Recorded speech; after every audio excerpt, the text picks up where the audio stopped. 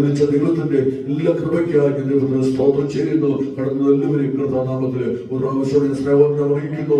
ഈ വർഷത്തിന്റെ അവസാന നിമിഷങ്ങളിലേക്കാണ് നമ്മൾ വന്നുകൊണ്ടിരിക്കുന്നത്. ഒരു വർഷക്കാലം നമ്മളെ വിട്ട് കടന്നു പോകാൻ ഇനി ഏതാനും ദിവസങ്ങൾ മാത്രമേ ഉള്ളൂ. ഹല്ലേലൂയ. നമ്മളെ കർത്താവ് പരിപാലിക്കുന്ന ആ വിധങ്ങളെ ഓർക്കുമ്പോൾ, ആ കരുതലുകളെ ഓർക്കുമ്പോൾ, ഹല്ലേലൂയ, അത് അത്ഭുതമാണ് നമ്മുടെ കർത്താവിന്റെ നാമം.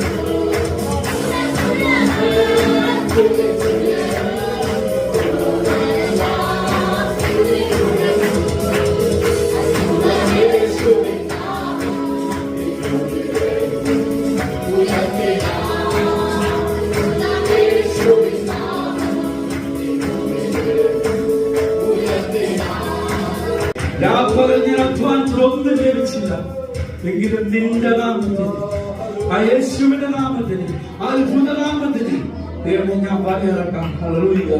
വലക്കീഴുമാർ നിറച്ച സാന്നിധ്യം എന്റെ ശൂന്യമായ ജീവിതത്തിന് ഇന്ന് പകൽക്കാലം നിന്റെ നാമത്തിൽ ഞാൻ വലയിറക്കാൻ കർത്താവേ. നഷ്ടപ്പെട്ടതിനെ ഓർത്ത് വിഷമിക്കുന്ന ദിനങ്ങളല്ല, കഴിഞ്ഞു പോയ സമയത്തെ ഓർത്ത് വിഷമിക്കുന്ന നിമിഷങ്ങളല്ല. ഓ സകല നാമങ്ങൾക്കും മേലായ നാമമുള്ളവനോ, ഹല്ലേലൂയ, ഹല്ലേലൂയ. വെളിച്ചത്തിൽ വസിക്കുന്നവൻ, അടുത്തുകൂടാത്ത പ്രകാശത്തിൽ വസിക്കുന്നവനെ കർത്താവിന്റെ സാന്നിധ്യത്തിൽ അത്ഭുതകരമായ കർത്താവിന്റെ നാമം ഇന്ന് ഞാൻ എന്റെ നാവിൽ മേലടിക്കുന്ന ധീരം കർത്താവേ. ഹല്ലേലൂയ. എന്റെ ചില വലിയ നാമങ്ങളെ നിറയ്ക്കുന്ന പകൽക്കാലമായി തീരട്ടെ.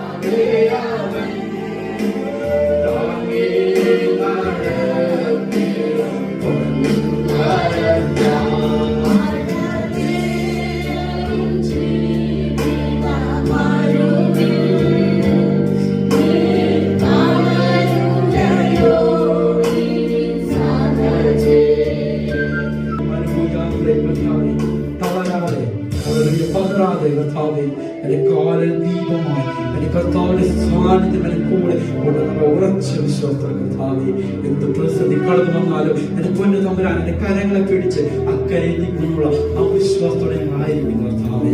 ഈ ഒരു നിമിഷവും ഞങ്ങൾക്ക് കൃപയോടെ നന്ദി പറയുന്നു കർത്താവേ. പ്രത്യാശയോടെ ചെയ്യുമ്പോൾ ഞങ്ങളെ നിറയ്ക്കണമേ എന്ന് പ്രാർത്ഥിക്കുന്നു. 16 സങ്കീർത്തനം വാക്യമായിട്ട് വായിച്ച് നമ്മുടെ കർത്താവിനെ ബോധപ്പെടുത്താം. സങ്കീർത്തനം 16. ദൈവമേ, ഞാൻ നിന്നെ ശരണമാക്കിയിരിക്കാൻ എന്നെ കാത്തുകൊള്ളണമേ.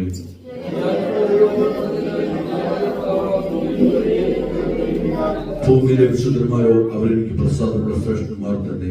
11-ാം സംഘത്തിന്റെ 8-ാം വാക്യം വായിച്ചു. 11-ാം സംഘത്തിന്റെ 8-ാം വാക്യം.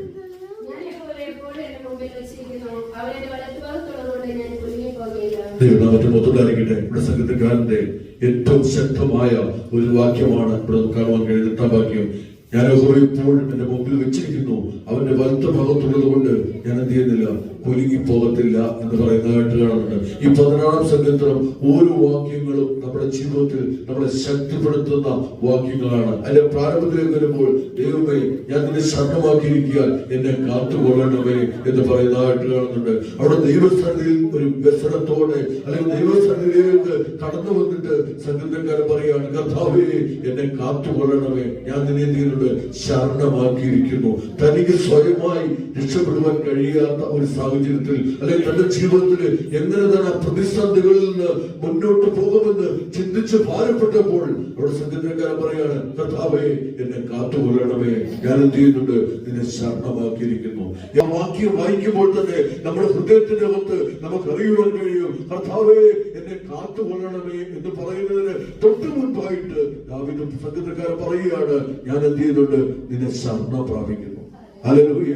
പ്രിയമുള്ളവർ, നമുക്കറിയാം ഒരു പ്രയാസമധ്യത്തിൽ അല്ലെങ്കിൽ ഒരു പ്രതിസന്ധികളിൽ നമ്മുടെ ജീവിതത്തിൽ നമുക്ക് ശരണം പ്രാപിക്കുക അല്ലെങ്കിൽ നമ്മൾ ആശ്രയിക്കുന്നതായിട്ട് കാണുന്നുണ്ട്. അതുപോലെ പറയുവാൻ കഴിയും, എന്റെ മുൻപിൽ എനിക്ക് വേണ്ടി മുൻപേ പോകുന്ന, എനിക്ക് വേണ്ടി ദുർഘടങ്ങളെ മാറ്റുന്ന, എന്നെ സഹായിക്കുന്ന, എന്റെ രോഗങ്ങളെ മാറ്റുന്ന, എന്റെ കഷ്ടതകളെ മാറ്റുന്ന, എന്റെ പ്രതിസന്ധികളെ മാറ്റുന്ന അടുത്ത മണിക്കൂറുകളിൽ എന്റെ എന്താണ് ജീവിതത്തിൽ സംഭവിക്കുന്നതെന്ന് എനിക്കറിയത്തില്ല. നമ്മുടെ കർത്താവ് എന്ത് ചെയ്യുന്നുണ്ട്, കൃത്യമായിട്ട് അറിയാം. അവിടെ സംഗീതക്കാരൻ പറയാണ്, യഹോവ എപ്പോഴും എന്റെ മുൻപിൽ വെച്ചിരുന്നിട്ടാണ് ഞാൻ യാത്ര ചെയ്യുന്നത്. ഇതുപോലെ നമ്മുടെ വിശ്വാസം വർദ്ധിക്കട്ടെ, നമ്മുടെ വാക്കുകൾക്ക് ശക്തി ഉണ്ടാകട്ടെ, നമ്മുടെ പ്രത്യാശ വർദ്ധിക്കുന്ന സമയം നമ്മുടെ കുഞ്ഞുങ്ങളെല്ലാവരും മുൻപോട്ട് കടന്നു വന്ന് അവരെ പാട്ടുപാടി അവർ സാക്ഷ്യം പറയുന്നതായിരിക്കും. കുഞ്ഞുങ്ങളെല്ലാവരും മുൻപോട്ട് കടന്നു വരാം.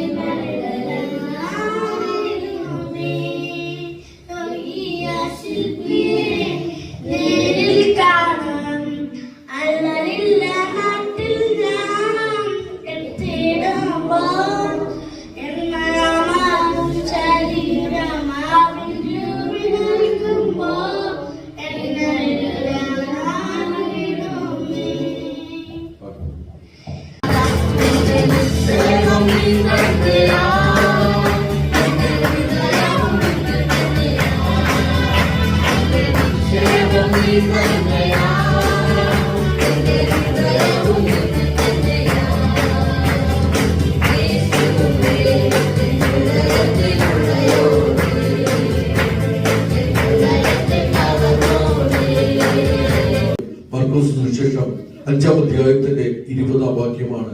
അവൻ പോയി തനിക്ക് ചെയ്തൊക്കെയും തെക്കപ്പള്ളി നാട്ടിൽ എന്ത് ചെയ്യുന്നുണ്ട്, ഘോഷിച്ചു തുടങ്ങി. എല്ലാവരും എന്ത് ചെയ്യുന്നുണ്ട്, ആശ്ചര്യപ്പെടുകയും ചെയ്തു എന്ന് കാണുവാൻ കഴിയുന്നുണ്ട്. അവിടെ ദൈവം ചെയ്തത്, ദൈവം തനിക്ക് ചെയ്തൊക്കെയും എന്ത് ചെയ്യുന്നുണ്ട്, തെക്കപ്പള്ളി നാട്ടിൽ പോയി അവൻ എന്ത് ചെയ്യുന്നുണ്ട്, ഘോഷിച്ചു തുടങ്ങി എന്ന് പറയുന്നതായിട്ട് കാണുന്നുണ്ട്. ആ ഭാഗം നമുക്കറിയാം. ദൈവം തനിക്ക് വേണ്ടി ചെയ്ത അല്ലെങ്കിൽ യേശു തനിക്ക് വേണ്ടി ചെയ്ത കാര്യങ്ങൾ എന്ത് ചെയ്യുന്നുണ്ട്, താൻ അവിടെ ചെന്ന് ഘോഷിക്കുവാൻ തുടങ്ങി. അല്ലെങ്കിൽ പറയുക മാത്രമല്ല, അവിടെ പറയുന്ന ഒരു പദം ഘോഷിച്ചു എന്ന് പറയുകയാണ്. ആ ഘോഷം എന്നുള്ളതിന്റെ ഏറ്റവും പ്രത്യേകത ചോദിച്ചാൽ തന്റെ ഹൃദയത്തിന്റെ അകത്ത് അടക്കി വെക്കുവാൻ കഴിയാത്തതിലും അപ്പുറമായിട്ട് ഒരു സന്തോഷം ചെയ്യുന്നുണ്ട്. ദൈവം തനിക്ക് ചെയ്തു കൊടുത്തപ്പോൾ ഘോഷിക്കുവാൻ തുടങ്ങി. അവർ യേശുവിനോടുകൂടെ ആ പടകിൽ യാത്ര ചെയ്യുവാൻ യേശുവിനോട് ഞാൻ പോരുന്നു എന്ന് പറഞ്ഞപ്പോൾ യേശു പറഞ്ഞത് എന്താണ്, നീ പോയി നിന്നോട് കരുണ കാണിച്ച കാര്യം നിന്റെ ഭവനത്തിൽ പറയണം എന്ന് പറഞ്ഞപ്പോൾ 20-ാം വാക്യത്തിൽ അവൻ എന്ത് ചെയ്യുന്നുണ്ട്, അവൻ പോയി യേശു തനിക്ക് ചെയ്തൊക്കെ എന്ത് ചെയ്യുന്നുണ്ട്, തെക്കപ്പള്ളി നാട്ടിൽ അല്ലെങ്കിൽ തന്റെ ദേശം എന്ത് ചെയ്യുന്നുണ്ട്, ഘോഷിച്ചു തുടങ്ങി. ഹല്ലേലൂയ. പ്രിയമുള്ളവരെ, നമ്മളോട് ദൈവം പറഞ്ഞ ഈ ഒരൊറ്റ കാര്യമാണ് ദൈവം ചെയ്തത്, ദൈവം എന്നെ സഹായിച്ചത്, ദൈവം എന്നെ വിടുവിച്ചത്. പ്രിയമുള്ള പ്രിയമുള്ളവരെ, നമ്മളെ പോലെ എത്രയോ പേർ ലോകത്ത് മാറ്റപ്പെട്ടു, എത്രയോ പേർ കഷ്ടങ്ങൾ അനുഭവിക്കുന്നുണ്ട്, എത്രയോ പേർ എന്ത് ചെയ്യുന്നുണ്ട്, പല വിധത്തിലുള്ള രോഗങ്ങളും പ്രതിസന്ധികളും അനേകം എന്ത് ചെയ്യുന്നുണ്ട്, സമാധാനമില്ലാതെ ഈ ഭൂമിയിൽ ജീവിക്കുമ്പോൾ നമുക്ക് ദൈവം നൽകി, സമാധാനം നൽകി, നല്ല കുടുംബം നൽകിയ മക്കളെ നൽകി തന്നു. നമ്മുടെ ജീവിതത്തിൽ ഇന്ന് വരെ ദൈവം നമ്മളെ ക്ഷേമത്തോടെ പോറ്റി പുലർത്തിയ ആ ദൈവത്തിന്റെ കൃപകളെ ഇന്ന് പകൽ ഓർക്കുമ്പോൾ നമുക്ക് പറയാൻ കഴിയുന്നുണ്ട്. അവൻ തെക്കപ്പള്ളി നാട്ടിൽ ചെന്നിട്ട് എന്ത് ചെയ്യുന്നുണ്ട്, എല്ലാവരോടും അവൻ ഘോഷിച്ചു തുടങ്ങിയപ്പോൾ എന്ത് ചെയ്യുന്നുണ്ട്, അത് കേട്ടവരെല്ലാം ആശ്ചര്യപ്പെട്ടു. ഹല്ലേലൂയ. എന്റെ പ്രിയമുള്ളവരെ, നമ്മുടെ ക്രിസ്ത്യ ജീവിതം നമ്മൾ പറഞ്ഞു തുടങ്ങുമ്പോൾ, നമ്മുടെ ക്രിസ്ത്യ ജീവിതത്തിൽ മറ്റുള്ളവരോട് നാം പറഞ്ഞു തുടങ്ങുമ്പോൾ, അത് കേൾക്കുമ്പോൾ മറ്റുള്ളവർ എന്ത് ചെയ്യുന്നുണ്ട്, ആശ്ചര്യപ്പെടുവാൻ തുടങ്ങും. ഹല്ലേലൂയ. ആശ്ചര്യപ്പെടുക എന്നുള്ള ഒരു പദം നമ്മൾ നോക്കുമ്പോൾ നമുക്ക് അറിയാൻ കഴിയുന്നുണ്ട്, അത് മനുഷ്യരുടെ ശ്രദ്ധ പിടിച്ചു വരുത്തുന്നതാണ്. ആശ്ചര്യപ്പെടുമ്പോൾ അല്ലെങ്കിൽ കേട്ടവർ മുഴുവനും ആശ്ചര്യപ്പെട്ടു പോയി. ഹല്ലേലൂയ. അവിടെ എന്തോ സംഭവിച്ചിട്ടുണ്ട്. അതുവരെയും അവൻ എന്ത് ചെയ്യുന്നുണ്ട്, ബോധഗ്രസ്തനാണ്. അവന്റെ നാട്ടിലുള്ള എല്ലാവർക്കും അറിയാം അവന്റെ സ്വഭാവം, അവൻ പാർക്കുന്ന ഇടം, അവന്റെ രീതികള്, അവൻ മറ്റുള്ളവരെ ഉപദ്രവിക്കുന്നു. അതോടൊപ്പം തന്നെ സുബോധം നഷ്ടപ്പെട്ട ഒരു മനുഷ്യനായിരുന്നു. ഇന്ന് അവൻ സുബോധത്തോടെ സംസാരിക്കുന്നതിനാൽ നമുക്ക് ദൈവത്തിന് നന്ദി പറയാം. ഹല്ലേലൂയ. പലപ്പോഴും നമ്മുടെ ജീവിതത്തിൽ നമ്മൾ സുബോധം നഷ്ടപ്പെട്ടവരായിരുന്നു, സമാധാനം നഷ്ടപ്പെട്ടവരാണ്, വേദനപ്പെട്ടവരാണ്, നിരാശപ്പെട്ടവരാണ്. എന്ത് ചെയ്യുമെന്ന് നമ്മൾ ഭാരപ്പെട്ടപ്പോൾ നമ്മുടെ കർത്താവ് നമ്മോട് ഏറ്റവും ലളിതമായി ഇന്ന് പകൽ ഉപദേശിക്കുന്ന ഉപദേശത്തിനായി നമുക്ക് ദൈവത്തോട് നമുക്ക് നന്ദി പറയാം. മറ്റുള്ളവരോട് ഈ സുവിശേഷം പറയുവാൻ, മറ്റുള്ളവരോട് ഈ ദൈവവചനം പറയുവാൻ, മറ്റുള്ളവരോട് ഈ ശബ്ദമേറിയ ദൈവവചനത്തെ മറ്റുള്ളവർ പറയുവാനുള്ള ഒരു കൃപ കർത്താവേ എനിക്ക് ഇവിടെ നൽകി തന്ന് എന്നെ ഒരുക്കമാകണമേ എന്ന് ഉപദേശം പ്രാർത്ഥിക്കാം. അങ്ങനെ യേശുവിന്റെ ശുശ്രൂഷയിൽ യേശുവിനുണ്ട് അടുത്ത ഭാഗത്തേക്ക് കടന്നുപോയി കാണുവാൻ കഴിയുന്നുണ്ട്. പ്രിയമുള്ളവരെ, നമുക്ക് വേണ്ടി ദൈവം ചെയ്യാനുള്ളത് ഓരോ സമയത്ത് അവിടെ ചെയ്തു തരും.